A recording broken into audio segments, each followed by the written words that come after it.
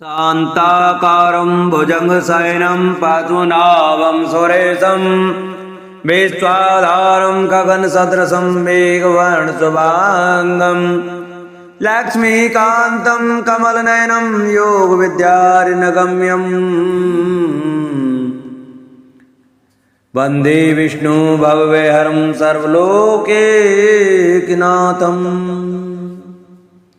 नारायणं नमस्कृत्य नरं चैव नरोत्तमं देवीं सरस्वतीं व्यासं ततो जयमुदीरये। बोलो भागवत भगवान की जय। प्रिय भक्तजनों, आज की वीडियो में हम आपको श्रीमद् भागवत महापुराण के तृतीय स्कंद के 5वें अध्याय की कथा सुनाएंगे, जिसमें कि विदुर जी का प्रश्न और मैत्रेय जी का सृष्टि क्रम वर्णन की कथा का वर्णन सुनाया जाएगा। तो सभी भक्तजन हमारी श्रीमद् भागवत महापुराण की कथा को बड़े श्रद्धा भाव और प्रसन्नचित्त मन से सुने। जो भक्त हमारे चैनल पर नए आए हैं, जिन्होंने अभी तक हमारे चैनल को सब्सक्राइब नहीं किया, वो हमारे चैनल को सब्सक्राइब करें, वीडियो को लाइक करें और कमेंट में ओम नमो भगवते वासुदेवाय, जय श्री कृष्ण, राधे राधे अवश्य लिखें। तो आइए भक्तों, कथा को प्रारंभ करते हैं। श्री सुखदेव जी कहते हैं, परम ज्ञानी मैत्रेय मुनि हरिद्वार क्षेत्र में विराजमान थे। भगवत भक्ति से शुद्ध हृदय वाले विदुर जी उनके पास जा पहुंचे और उनके साधु स्वभाव से आप्यायित होकर उन्होंने पूछा। विदुर जी ने कहा, भगवान, संसार में सब लोग सुख के लिए कर्म करते हैं, परंतु उनसे न तो उन्हें सुख ही मिलता है और न उनका दुख ही दूर होता है, बल्कि उससे भी उनके दुख की वृद्धि ही होती है। अतः इस विषय में क्या करना उचित है, यह आप मुझे कृपा करके बतलाइए। जो लोग दुर्भाग्यवश भगवान श्री कृष्ण से विमुख, अधर्म परायण और अत्यंत दुखी हैं, उन पर कृपा करने के लिए ही आप जैसे भाग्यशाली भगवत भक्त संसार में विचरा करते हैं। साधु श्रोमणे, आप मुझे उस शांतिप्रद साधन का उपदेश दीजिए जिसके अनुसार आराधना करने से भगवान अपने भक्तों के भक्तिपूत हृदय में आकर विराजमान हो जाते हैं और अपने स्वरूप का अपरोक्ष अनुभव कराने वाला सनातन ज्ञान प्रदान करते हैं। त्रिलोकी के नियंता और परम स्वतंत्र श्री हरि अवतार लेकर जो जो लीलाएं करते हैं, जिस प्रकार अकर्ता होकर भी उन्होंने कल्प के आरंभ में इस सृष्टि की रचना की, जिस प्रकार इसे स्थापित कर वे जगत के जीवों की जीविका का विधान करते हैं, फिर जिस प्रकार इसे अपने हृदयाकाश में लीन कर वृत्ति शून्य हो योग माया का आश्रय लेकर शयन करते हैं, और जिस प्रकार वे योगेश्वर प्रभु एक होने पर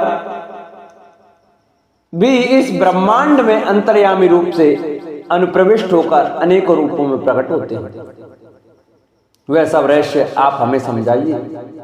ब्राह्मण, गौ और देवताओं के कल्याण के लिए जो अनेकों अवतार धारण करके लीला से ही नाना प्रकार के दिव्य कर्म करते हैं, वे भी हमें सुनाइए। यशस्वियों के मुकुटमणि श्री हरि के लीलामृत का पान करते करते हमारा मन तृप्त नहीं होता। हमें यह भी सुनाइए कि उन समस्त लोकपतियों के स्वामी श्री हरि ने इन लोकों, लोकपालों और लोकालोकों पर्वत से बाहर के भागों को, जिनमें ये सब प्रकार के प्राणियों के अधिकारानुसार भिन्न भिन्न भेद प्रतीत हो रहे हैं, किन तत्वों से रचा है। द्विजवर, उन विश्वकर्ता स्वयंभव श्री नारायण ने अपनी प्रजा के स्वभाव, कर्म, रूप और नामों के भेद की किस प्रकार रचना की है। भगवान, मैंने श्री व्यास जी के मुख से ऊंच नीच वर्णों के धर्म तो कई बार सुने हैं, किंतु अब श्री कृष्ण कथामृत के प्रभाव को छोड़कर अन्य स्वल्प सुखदायक धर्मों से मेरा चित्त उठ गया है। उन तीर्थपाद श्री हरि के गुणानुवाद से तृप्त हो भी कौन सकता है। उनका तो नारद आदि महात्मागण भी आप जैसे साधुओं के समाज में कीर्तन करते हैं, तथा जब ये मनुष्यों के कर्ण रंध्रों में प्रवेश करते हैं तब उनकी संसार चक्र में डालने वाली घर गृहस्थी की आसक्ति को काट डालते हैं। भगवान आपके सखा मुनिवर कृष्ण द्वैपायन ने भी भगवान के गुणों का वर्णन करने की इच्छा से ही महाभारत रचा है। उसमें भी विषय सुखों का उल्लेख करते हुए मनुष्यों की बुद्धि को भगवान की कथाओं की ओर लगाने का ही प्रयत्न किया गया है। यह भगवत कथा की रुचि श्रद्धालु पुरुष के हृदय में जब बढ़ने लगती है तब अन्य विषयों से उसे विरक्त कर देती है। वह भगवत चरणों के निरंतर चिंतन से आनंद मग्न हो जाता है और उस पुरुष के सभी दुखों का तत्काल अंत हो जाता है। मुझे तो उन सोचनियों के भी सोचनीय अज्ञानी पुरुषों के लिए निरंतर खेद रहता है जो अपने पिछले पापों के कारण श्री हरि की कथाओं से विमुख रहते हैं। हाय, काल भगवान उनके अमूल्य जीवन को काट रहे हैं और वे वाणी देह और मन से व्यर्थ वाद विवाद, व्यर्थ चेष्टा और व्यर्थ चिंतन में लगे रहते हैं। मैत्रेय जी, आप दीनों पर कृपा करने वाले हैं, अतः भौरा जैसे फूलों में से रस निकाल लेता है, उसी प्रकार इन लौकिक कथाओं में से इनकी सारभूता परम कल्याणकारी पवित्र कीर्ति श्री हरि की कथाएं छांटकर हमारे कल्याण के लिए सुनाइए। उन सर्वेश्वर ने संसार की उत्पत्ति स्थिति और सार करने के लिए अपनी माया शक्ति को स्वीकार कर राम कृष्ण आदि अवतारों के द्वारा जो अनेकों अलौकिक लीलाएं की हैं वे सब मुझे सुनाइए। श्री सुखदेव जी कहते हैं, जब विदुर जी ने जीवों के कल्याण के लिए इस प्रकार प्रश्न किया तब तो मुनिश्रेष्ठ भगवान मैत्रेय जी ने उनकी बहुत बड़ाई करते हुए यूं कहा। मैत्रेय जी बोले, साधु स्वभाव विदुर जी, आपने सब जीवों पर अत्यंत अनुग्रह करके ये बड़ी अच्छी बात पूछी है। आपका चित्त तो सर्वदा श्री भगवान में ही लगा रहता है, तथापि इससे संसार में भी आपका बहुत सुयश फैलेगा। आप श्री व्यास जी के औरस पुत्र हैं, इसलिए आपके लिए यह कोई बड़ी बात नहीं है कि आप अनन्य भाव से सर्वेश्वर श्री हरि के ही आश्रित हो गए। आप प्रजा को दंड देने वाले भगवान यम ही हैं। मांडव ऋषि का शाप होने के कारण ही आपने श्री व्यास जी के वीर से उनके भाई विचित्र वीर की भोग पत्नी दासी के गर्भ से जन्म लिया। आप सर्वदा ही श्री भगवान और उनके भक्तों को अत्यंत प्रिय हैं, इसीलिए भगवान निज धाम पधारते समय मुझे आपको ज्ञान उपदेश करने की आज्ञा दे गए थे। इसलिए अब मैं जगत की उत्पत्ति स्थिति और लय के लिए योग माया के द्वारा विस्तारित हुई भगवान की विभिन्न लीलाओं का क्रम से वर्णन करता हूं। सृष्टि रचना के पूर्व समस्त आत्माओं के आत्मा एक पूर्ण परमात्मा ही थे, न दृष्टा था न दृश्य। सृष्टि काल में अनेक वृत्तियों के भेद से जो अनेकता दिखाई पड़ती है वे भी वही थे, क्योंकि उनकी इच्छा अकेले रहने की थी। वे ही दृष्टा होकर देखने लगे, परंतु उन्हें दृश्य दिखाई नहीं पड़ा, क्योंकि उस समय वे ही अद्वितीय रूप से प्रकाशित हो रहे थे। ऐसी अवस्था में वे अपने को असत के समान समझने लगे। वस्तुतः वे असत नहीं थे, क्योंकि उनकी शक्तियां ही सोई थीं, उनके ज्ञान का लोप नहीं हुआ था। यह दृष्टा और दृश्य का अनुसंधान करने वाली शक्ति ही कारण रूपा माया है। महाभाग विदुर जी, इस भावाभाव रूप अनिर्वचनीय माया के द्वारा ही भगवान ने इस विश्व का निर्माण किया है। काल शक्ति से जब यह त्रिगुणमयी माया क्षोभ को प्राप्त हुई तब उन इंद्रियातीत क्षण में परमात्मा ने अपने अंश पुरुष रूप से उसमें चिदाभास रूप बीज स्थापित किया। तब काल की प्रेरणा से उस अव्यक्त माया से महत्त्व प्रकट हुआ।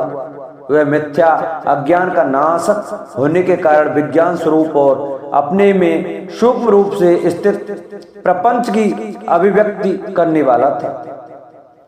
फिर चिदाभास गुण और काल के अधीन उस मैं तत्व ने भगवान की दृष्टि पड़ने पर इस विश्व की रचना के लिए अपना रूपांतरण किया। मैं तत्व के विकृत होने पर अहंकार की उत्पत्ति हुई, जो कार्य अधिभूत कारण अध्यात्म और कर्ता अधिदेव रूप होने के कारणभूत इंद्रिय और मन का कारण है। वह अहंकार वैकारिक, सात्विक, तेजस, राजस और तामस वेद से 3 प्रकार का है। अतः अहम तत्व में विकार होने पर वैकारिक अहंकार से मन और जिसने विषयों का ज्ञान होता है वे इंद्रियों का अधिष्ठाता देवता हुए। तेजस अहंकार से ज्ञानेंद्रियां और कर्मेंद्रियां हुई तथा तामस अहंकार से सूक्ष्म भूतों का कारण शब्द तन्मात्रा हुआ और उससे दृष्टांत रूप से आत्मा का बोध कराने वाला आकाश उत्पन्न हुआ। भगवान की दृष्टि जब आकाश पर पड़ी तब उससे फिर काल, माया और चिदाभास के योग से स्पर्श तन्मात्र हुआ और उसके विकृत होने पर उससे वायु की उत्पत्ति हुई। अत्यंत बलवान वायु ने आकाश के सहित विकृत होकर रूप तन्मात्रा की रचना की और उससे संसार का प्रकाश तेज उत्पन्न हुआ। फिर परमात्मा की दृष्टि पड़ने पर वायु युक्त तेज ने काल, माया और छिंदस के योग से विकृत होकर रस तन्मात्रा के कार्य जल को उत्पन्न किया। तदंतर तेज से युक्त जल ने ब्रह्म का दृष्टिपात होने पर काल, माया और चिदंश के योग से गंध गुणमयी पृथ्वी को उत्पन्न किया। विदुर जी, इन आकाशादि भूतों में से जो जो भूत पीछे पीछे उत्पन्न हुए हैं उनमें क्रम से अपने पूर्व भूतों के गुण भी अनुगत समझने चाहिए। ये मैं तत्वादि अभिमानी विकार, विक्षेप और चेतनांश विशिष्ट देवगण श्री भगवान के ही अंश हैं, किंतु पृथक पृथक रहने के कारण जब वे विश्व रचना रूप अपने कार्य में सफल नहीं हुए तब हाथ जोड़कर भगवान से कहने लगे। देवताओं ने कहा, देव, हम आपके चरण कमलों की वंदना करते हैं। ये अपनी शरण में आए हुए जीवों का ताप दूर करने के लिए छत्र के समान है तथा इनका आश्रय लेने से यतिजन अनंत संसार दुखों को सुगमता से ही दूर फेंक देते हैं। जगत कर्ता जगदीश्वर इस संसार में तापत्रय से व्याकुल रहने के कारण जीवों को जरा भी शांति नहीं मिलती। इसलिए भगवान, हम आपके चरणों की ज्ञानमयी छाया का आश्रय लेते हैं। मुनिजन, एकांत स्थान में रहकर आपके मुख कमल का आश्रय लेने वाले वेद मंत्र रूप पक्षियों के द्वारा जिनका अनुसंधान करते रहते हैं तथा जो संपूर्ण पापनाशिनी नदियों में श्रेष्ठ श्री गंगा जी के उद्गम स्थान हैं, आपके उन परम पावन पाद पद्मों का हम आश्रय लेते हैं। हम आपके चरण कमलों की उस चौकी का आश्रय ग्रहण करते हैं जिसे भक्तजन श्रद्धा और श्रवण कीर्तन आदि रूप भक्ति से परिमार्जित अंतःकरण में धारण करके वैराग्य पुष्ट ज्ञान के द्वारा परम धीर हो जाते हैं। इस आप संसार की उत्पत्ति, स्थिति और सहार के लिए ही अवतार लेते हैं। अतः हम आपके उन चरण कमलों की शरण लेते हैं जो अपना स्मरण करने वाले भक्तजनों को अभय कर देते हैं। जिन पुरुषों का देह, गेह तथा उनसे संबंध रखने वाले अन्य तुच्छ पदार्थों में अहंता, ममता का दृढ़ दुराग्रह है, उनके शरीर में आपके अंतर्यामी रूप से रहने पर भी जो अत्यंत दूर हैं, उन्हीं आपके चरण बिंदों को हम भजते हैं। परम यशस्वी परमेश्वर इंद्रियों के विषयाभिमुख रहने के कारण जिनका मन सर्वदा बाहर भी भटकता करता है, वे पामर लोग आपके विलासपूर्ण पाद विन्यास की शोभा के विशेषज्ञ भक्तजनों का दर्शन नहीं कर पाते। इसी से वे आपके चरणों से दूर रहते हैं। देव, आपके कथामृत का पान करने से उमड़ी हुई भक्ति के कारण जिनका अंतःकरण निर्मल हो गया है, वे लोग वैराग्य ही जिसका सार है, ऐसा आत्मज्ञान प्राप्त करके अनायास ही आपके वैकुंठ धाम को चले जाते हैं।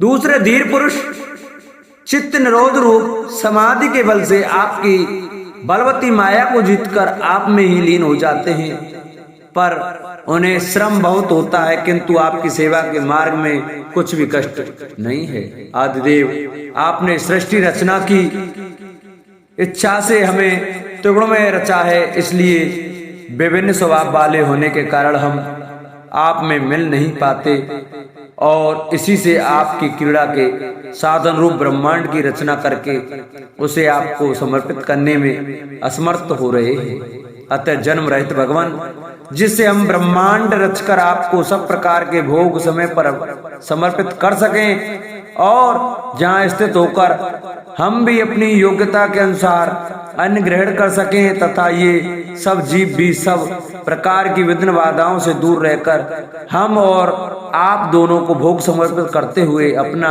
अपना अन्न भक्षण कर सकें, ऐसा कोई उपाय कीजिए। आप निर्विकार पुराण पुरुषी अन्य कार्य वर्ग के सहित हम देवताओं के आदि कारण हैं। देव, पहले आप अजन्मा ही ने सत्वादि गुण और जन्मादि कर्मों की कारण रूपा माया शक्ति में चिदाभास रूप वीर स्थापित किया था। परमात्मा देव, मैं तत्वादि रूप हम देवगण जिस कार्य के लिए उत्पन्न हुए हैं उसके संबंध में हम क्या करें। देव, हम पर आप ही अनुग्रह करने वाले हैं, इसलिए ब्रह्मांड रचना के लिए आप हमें क्रिया शक्ति के सहित अपनी ज्ञान शक्ति प्रदान कीजिए। बोलो भागवत भगवान की जय। आज की कथा को भक्तजनों हम यही विराम देते हैं, उससे आगे की कथा कल हम आपको सुनाएंगे, जिसमें कि विराट शरीर की उत्पत्ति का वर्णन सुनाया जाएगा। तो सभी भक्तजन जो हमारी कथा को सुन रहे हैं, जिन्होंने अभी तक हमारे चैनल को सब्सक्राइब नहीं किया है, वो हमारे चैनल को सब्सक्राइब करें, वीडियो को लाइक करें और कमेंट में ओम नमो भगवते वासुदेवाय, जय श्री कृष्णा, राधे राधे अवश्य लिखें।